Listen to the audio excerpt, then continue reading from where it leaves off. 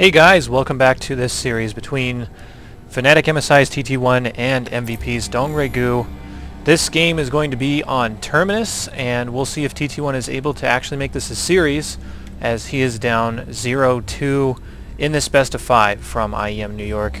TT1 is spawning here on the right side of Terminus as the pink Protoss with the little eyeball icon. I don't know if I've ever seen that before, but he's fighting DongRaeGu, who is our blue Zerg player. DongRaeGu looking very good in both of these games, but they're actually been pretty close games, and DongRaeGu is going 6-pool again. So, yeah. He did this in the first game, and I mentioned how I really don't like this opener in terms of its quality and gameplay, I suppose. It's just, I don't really like cheese, but whatever. I guess it needs to be in the game. TT1, once again, he's going to scout DongRaeGu first, so this is very fortunate of him to scout DongRaeGu first once again. And what? Okay, I guess I lost that probe for a second, but the probe is going to come in here. He's going to see the low drone count again as soon as he gets into the base and be like, oh god, not again. But he sees the pool is now finished. These 3 eggs contain Zerglings, and he knows it. So he's going to try to just harass these drones a little bit. And I'm sorry, my computer is having like a stomach ache or something, but the probe is now getting out of the base, and DongRaeGu takes a extractor right away and then cancels it so he can get 11 supply. Okay, that just seemed weird to me for a second, but these Zerglings are now out.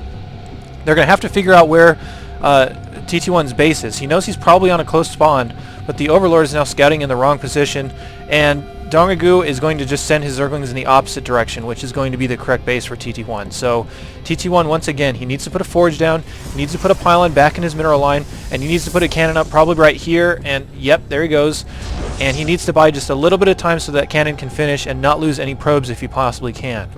Most of the time, if you can fend this off without losing any probes, you're way ahead, and we'll keep our eye on the income tab here as the game goes on to demonstrate that. But TT1 has the photon cannon down. He needs to micro his probes and not lose any if he can possibly help it. He can try to fight back against these Zerglings just a little bit, but you really don't want to if you can get away from this otherwise. I mean, he's not lost any probes yet. He's only taken a tiny little bit of shield damage on the cannon, and now DongRaeGu just has to go back and kill this forge, kill the pylon, and start making drones behind this, because he's never going to be able to make enough Zerglings and stuff to break that. Unless TT1 is just unable to see all the Zerglings that DongRaeGu is rallying. But TT1 is now proxying a gateway out here rather than building it back at home. So, oh, this Overlord is so close to seeing that.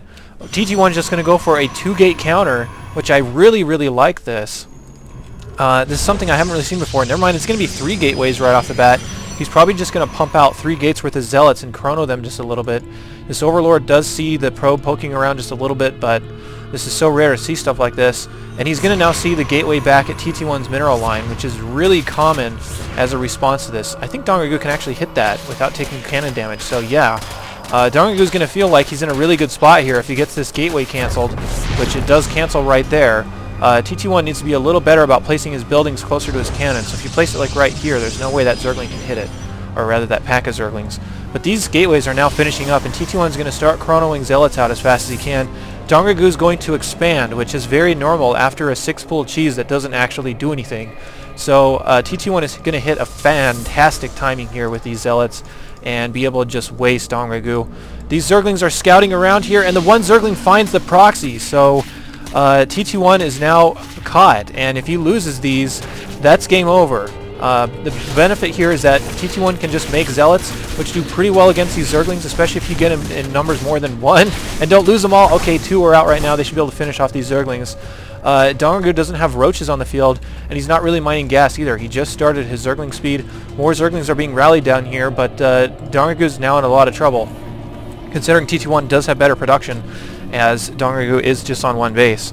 As promised, let's take a look at the income tab. TT1 is at 22 workers, and DongRaeGu is at 15. Here's another engagement between these Zealots and those are Zerglings. I can't quite spit it out. Zealots are ripping these Zerglings up pretty well, but actually DongRaeGu getting fairly good trades here. Nice micro out of TT1 to pull the hurt Zealot back and prevent it from taking any extra damage. And yeah, he needs to just rally Zealot straight to DongRaeGu's base. He'll eventually be able to overwhelm him if he can get large enough Zealot numbers. And not lead with the hurt Zealot. Pull it back, pull it back. Okay, there he goes. The fourth Zealot is now here, and TT1 has enough stuff to push this off. He does lose that hurt Zealot, but with good micro here, he should actually be able to come out of this just fine. TT1 is now starting a forge down here at his natural. As we continue to watch this small battle between Zerglings and Zealots, the Zerglings are just trying to run by and get on this pylon, but look at this great gateway placement for out of TT1. More Zerglings dying and making a huge mess on the floor. DongRaeGu is just going to try to camp the production facilities and intercept reinforcements, but TNT1 is having none of it. Zergling speed is about to finish, so these individual Zealots are going to get picked off, and that sucks. I mean, DongRaeGu is being really annoying here, and TT1 either has to decide to stick here and deal with these Zerglings, because they will eventually kill these gateways, or he has to just decide to send stuff to DongRaeGu's base and force like a base trade or something, which he should win. But sending all of these Zealots over here, that's 8 Zealots versus the small number of Zerglings out here, and the Automaton, of course, and a few Zerglings at the top of DongRaeGu's ramp. But the longer this goes on, TT1 is going to get more established here at his home base. It looks like there was a small engagement here as that Photon Cannon did die. More Zerglings are coming back into the mineral line here, and TT1 needs to be careful. At the same time, his Zealots are pressing up here to DongRaeGu's natural, and that hatchery is going to die in a hurry. More Zergling versus probe action here back in TT1's main. So we can see a very nice probe surround on DongRaeGu's Zerglings. Taking a look at the income tab, it's now 19 to 15, so fairly even, but this number of Zealots is almost impossible to deal with. Huge surround here. TT1 just getting too spread out as we can watch the action going on. TT1 losing a lot of Zealots here, and this entire force is going to get cleaned up. So that's unfortunate for him. He did have 5 more Zealots kind of just standing out here. He's going to continue to harass DongRaeGu as much as he possibly can to make it so that for every larva he spends on Zerglings and not on drones, that this remains a fairly even game. But TT1 is slowly going to creep ahead as he can continue to make probes and continue to start pushing his forge and buildings out a little further. DongRaeGu is now going to catch that, but now these Zealots here for TT1 are rallying in large numbers. He's now supply blocked as that pylon goes down. This is such a weird game, very reminiscent of Game 1. The forge is also going to die, and I think TT1 probably needs to start another cannon here in his main. But he's instead just getting a gas and a whole bunch of pylons so that he can afford the supply for his Zealots. These spine crawlers are on the way, but they're not going to finish by the time the Zealots arrive. The back one probably will, but yeah, DongRaeGu definitely getting a little desperate here. He's going to lose a ton of drones. I really don't agree with pulling the drones right now, but it feels like he has to, so the Zealot's really going to work on these Zerglings. We can see a ton of drones are dying. This is probably going to be the end for DongRaeGu, as he just lost way too many drones and still lost all of his forces. The spine crawler is going to die here. They will probably take out one more Zealot if he gets the right pokes. No, he's focusing on the wrong one. But there's only 2 more drones here on the field for DongRaeGu, and he's being pushed off of his own mineral line. So there's not a whole lot that he can do. But look at this back at home for TT1. DongRaeGu has killed every single probe here. So no mystery as to why TT1 is able to overrun him. He just had more stuff. So both players are not mining. But the more important thing here is that the last drone is going to die. Oh! DongRaeGu needs to keep that alive. And no, he's just going to go ahead and say good game. There's too much stuff on the field here for TT1.